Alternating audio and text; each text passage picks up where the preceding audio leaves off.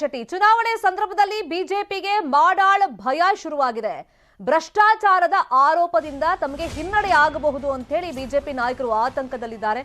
ಕಾಂಗ್ರೆಸ್ ಈಗ ಗುರುವಾರ ಬಂದ್ಗೆ ಕರೆಯನ್ನ ಕೊಟ್ಟಿದೆ. ಮತ್ತೆ ನಿತ್ಯ ವಾಗ್ದಾಳಿಯನ್ನ ಮಾಡ್ತಲೇ ಇದ್ದಾರೆ ಕಾಂಗ್ರೆಸ್ ಪಕ್ಷದ ನಾಯಕರು ಬಿಜೆಪಿ ವಿರುದ್ಧವಾಗಿ.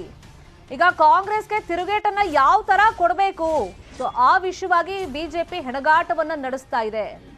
ಈಗ ನಿಮ್ಮ ಕಾಲದಲ್ಲೂ ಭ್ರಷ್ಟಾಚಾರ ಆಗಿತ್ತು ನೋಡಿ ಅಂತ ಹೇಳಿ ಕಾಂಗ್ರೆಸ್ ಕಾಲದ ಹಗರಣ ಅಂತ ಹೇಳಿ ಹೋದ್ರೆ ಎಲೆಕ್ಷನ್ ಟೈಮ್ ನಲ್ಲಿ ಅದು ವರ್ಕೌಟ್ ಆಗಲ್ಲ.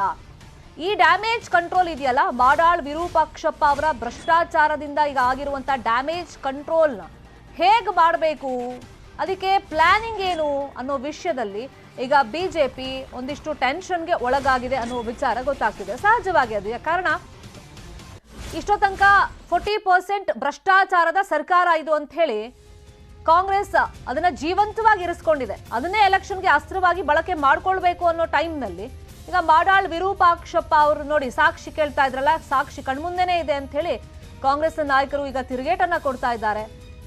ಅದಕ್ಕೆ ಪೂರಕ ಅನ್ನೋ ರೀತಿಯಲ್ಲಿ KSDL ಹಗರಣ ನಡೆದಿರೋದ್ರಿಂದ ಮಾಡಾಳ್ ಕೇಸಿಂದ ಬಿಜೆಪಿ ಅವರಿಗೆ ಮುಜುಗರ ಆಗಿದೆ. ಸಿದ್ದರಾಮಯ್ಯ ಕಾಲದಲ್ಲೂ ಹಗರಣ ಆಗಿದೆ, ನಿಮ್ಮ ಕಾಲದಲ್ಲೂ ಆಗಿದೆ ನೋಡಿ ಅಂತ ಹೇಳಿ ಬಿಜೆಪಿ ನಾಯಕರು ಬೊಟ್ಟು ಮಾಡಿ ತೋರಿಸ್ತಾ ಇದ್ರು. ಆದ್ರೆ ಆ ವಿಷಯವನ್ನ ಈಗ ತೆಗೆದ್ರೆ ಅದು ವರ್ಕೌಟ್ ಆಗಲ್ಲ. ಈಗ ಮಾಡಾಳ್ ಮಸಿ ಒರೆಸ್ಕೊಳ್ಳೋದೇ ಟೆನ್ಷನ್ ಆಗಿದೆ. ಹಳೆ ಕತೆ ಎಲ್ಲ ಜನನೂ ಕೇಳಲ್ಲ. ಯಾವ ತರ ಪ್ಲಾನ್ ಮಾಡಬೇಕು ಅಂತ ಹೇಳಿ ಬಿಜೆಪಿಗೆ ಈಗ ಟೆನ್ಷನ್ ಆಗಿದೆ. ಇದೇ ವಿಚಾರವಾಗಿ ಇನ್ನಷ್ಟು ಮಾಹಿತಿಯನ್ನು ನೀಡೋದಕ್ಕೆ ನೇರ ಸಂಪರ್ಕದಲ್ಲಿ ಜಾಯಿನ್ ಆಗಿದ್ದಾರೆ ನಮ್ಮ ಪೊಲಿಟಿಕಲ್ ಬ್ಯೂರೋ ರಿಪೋರ್ಟರ್ ಕೃಷ್ಣ. ಈಗ ಬಿಜೆಪಿ ಮುಂದಿರುವಂತ ಆಪ್ಷನ್ಸ್ ಏನು ಅಂದ್ರೆ ಅಭಿವೃದ್ಧಿ ಮಂತ್ರ ಜಪ ಮಾಡ್ತಾರಾ ಅಥವಾ ಕಾಂಗ್ರೆಸ್ ಕಾಲದ ಭ್ರಷ್ಟಾಚಾರವನ್ನ ಪ್ರಸ್ತಾಪ ಮಾಡ್ತಾರಾ, ಏನ್ ಪ್ಲಾನ್?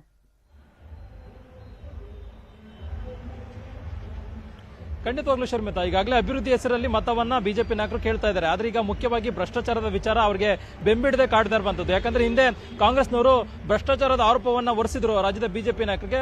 ಅದಕ್ಕೆ ಸೂಕ್ತವಾದಂತಹ ದಾಖಲಾತಿಗಳನ್ನ ಕೇಳ್ತಾ ಇದ್ರು. ಈಗ ಆ ದಾಖಲೆಗೆ ಪೂರಕವಾದಂತಹ ಒಂದು ವಿಡಿಯೋ ಸಿಕ್ಕಿರುವಂತದ್ದು. ಅಂದ್ರೆ ಈಗಾಗಲೇ ಮಾಡಾಳ್ ವಿರೂಪಾಕ್ಷಪ್ಪ ಅವರ ಭ್ರಷ್ಟಾಚಾರದ ಮಗನ ಪುತ್ರಂದು ಅಂದ್ರೆ ಕಂತೆ ದುಡ್ಡು ಸಿಕ್ಕಿರುವಂತದ್ದು. ಇದೇ ಎಲ್ಲ ಒಂದ್ ಕಡೆಗೆ ದೊಡ್ಡ ಮಟ್ಟಕ್ಕೆ ಪುಷ್ಟಿ ಸಿಕ್ಕಿದೆ ಈ ಒಂದು ಆರೋಪಕ್ಕೆ. ಅದಕ್ಕೋಸ್ಕರವಾಗಿನೇ ಈ ಒಂದು ಕಾಂಗ್ರೆಸ್ ಈಗಾಗಲೇ ಈ ಒಂದು ವಿಚಾರನ ದೊಡ್ಡ ಮಟ್ಟದಲ್ಲಿ ಪ್ರಚಾರವನ್ನು ಮಾಡೋದ್ರ ಮುಖಾಂತರವಾಗಿ ಬಿಜೆಪಿಗೆ ಡ್ಯಾಮೇಜ್ ಮಾಡುವಂತ ಒಂದು ಕೆಲಸವನ್ನ ಮಾಡ್ತಾ ಇದೆ. ಅದಕ್ಕೋಸ್ಕರವಾಗಿ ರಾಜ್ಯದ ಬಿಜೆಪಿ ನಾಯಕರು ಈಗ ಒಂದು ರೀತಿ ತೀರಾ ತಲೆ ಕೆಡಿಸಿಕೊಂಡಿದ್ದಾರೆ. ಈ ಒಂದು ವಿಚಾರವನ್ನು ಯಾವ ರೀತಿಯಾಗಿ ಎದುರಿಸಬೇಕು ಅಂತ. ಕಳೆದ 2 ದಿನಗಳ ಹಿಂದಷ್ಟೇ ರಾಜ್ಯ ಬಿಜೆಪಿ ಚುನಾವಣಾ ಉಸ್ತುವಾರಿಯಾಗಿರ್ತಕ್ಕಂಥ ಧರ್ಮೇಂದ್ರ ಪ್ರಧಾನ್ ಅವರು ಮುಖ್ಯಮಂತ್ರಿಗಳ ಜೊತೆಗೆ ಮತ್ತೆ ರಾಜ್ಯಾಧ್ಯಕ್ಷರ ಜೊತೆಗೆ ಸುದೀರ್ಘವಾಗಿ ಸಮಾಲೋಚನೆ ನಡೆಸಿದ್ದಾರೆ. ಮತ್ತೆ ಈಗಾಗಲೇ ಮಾಡಾಳ್ ವಿರೂಪಾಕ್ಷಪ್ಪ ಅವರ ನಡೆ ವಿರುದ್ಧವಾಗಿ ಹೈಕಮಾಂಡ್ ಕೂಡ ಗರಂ ಆಗಿದೆ. ಮತ್ತೆ ಶಾಸಕ ಸ್ಥಾನಕ್ಕೆ ರಾಜೀನಾಮೆ ಮಾಡುವಂತ ವಿಚಾರದಲ್ಲೂ ಕೂಡ ನಿರ್ಧಾರ ಕೂಡ ಆಗಿದೆ. ಅಂದ್ರೆ ಈಗಾಗಲೇ ಡ್ಯಾಮೇಜ್ ಕಂಟ್ರೋಲ್ ಮಾಡುವಂತ ನಿಟ್ಟಿನಲ್ಲಿ ರಾಜ್ಯದ ಬಿಜೆಪಿ ನಾಯಕರು ಅವರಿಂದ ರಾಜೀನಾಮೆ ಪಡ್ಕೊಳ್ಬಹುದು, ಮತ್ತೆ ಅವ್ರನ್ನ ಪಕ್ಷದಿಂದ ಉಚ್ಚಾಟನೆ ಮಾಡಬಹುದು. ಆದ್ರೆ ಮುಖ್ಯವಾಗಿ ಚುನಾವಣೆ ಪ್ರಚಾರದಂತ ಇರತಕ್ಕಂಥ ಸಂದರ್ಭದಲ್ಲಿ ಈ ಒಂದು ವಿಚಾರವನ್ನ ದೊಡ್ಡ ಮಟ್ಟದಲ್ಲಿ ಪ್ರಸ್ತಾಪವನ್ನ ಮಾಡಿದ್ರೆ ಬಿಜೆಪಿಗೆ ಮುಜುಗರ ಆಗುತ್ತೆ ಅನ್ನುವಂಥದ್ದು ಕಾಂಗ್ರೆಸ್ ನಾಯಕರ ಲೆಕ್ಕಾಚಾರ ಆಗಿದೆ. ಅದ್ರ ಜೊತೆಗೆ ಈಗಾಗಲೇ ಮಾಡಾಳ್ ವಿರೂಪಾಕ್ಷಪ್ಪ ಅವರ ಪುತ್ರರ ಏನು ಭ್ರಷ್ಟಾಚಾರದ ವಿಡಿಯೋ ಅಂದ್ರೆ ಈಗಾಗಲೇ ದೊಡ್ಡ ಮಟ್ಟದಲ್ಲಿ ಎಲ್ಲ ಕಡೆ ಕೂಡ ವೈರಲ್ ಆಗಿದೆ. ಮತ್ತೆ ಬಿಜೆಪಿಗೆ ದೊಡ್ಡ ಕಳಂಕ ಇರುವಂತದ್ದು ಭ್ರಷ್ಟಾಚಾರ ಅನ್ನುವಂಥದ್ದು. ಹೀಗಾಗಿ ಎಲ್ಲ ಒಂದ್ ಕಡೆ ಈಗ ಇದರಿಂದ ನಾವು ಪಾರಾಗಿದ್ರೆ ಸಾಕು, ಚುನಾವಣೆ ಯಾವ ರೀತಿಯಾಗಿ ಹೆಂಗೋ ನಾವು ಗೆಲ್ಲಬಹುದು.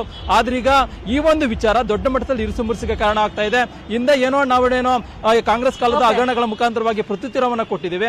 ಆದ್ರೆ ಈಗ ಮಾಡಾಳ್ ವಿರೂಪಾಕ್ಷಪ್ಪ ಅವರ ವಿಚಾರದಲ್ಲಿ ಯಾವ ರೀತಿಯಾಗಿ ನಡೆ ಅನುಸರಿಸಬೇಕು ಅನ್ನೋ ಒಂದು ಗಂಭೀರ ಚಿಂತನೆಯಲ್ಲಿ ರಾಜ್ಯದ ಬಿಜೆಪಿ ನಾಯಕರು ಇರುವಂತದ್ದು. ಮತ್ತೆ ಬರತಕ್ಕಂಥ ವಿಧಾನಸಭಾ ಚುನಾವಣೆಗೂ ಕೂಡ ಇದೇ ಒಂದು ವಿಚಾರ ಹಿನ್ನಡೆಗೆ ಆಗುತ್ತೆ ಅನ್ನೋದು ಕೂಡ ರಾಜ್ಯದ ಬಿಜೆಪಿ ನಾಯಕರಿಗೆ ಒಂದು ರೀತಿ ತಲೆಬಿಸಿ ಆಗಿರುವಂತದ್ದು, ಭಯ ಕಾಡ್ತಾ ಇರುವಂತದ್ದು. Sharmita, please be online Krishna.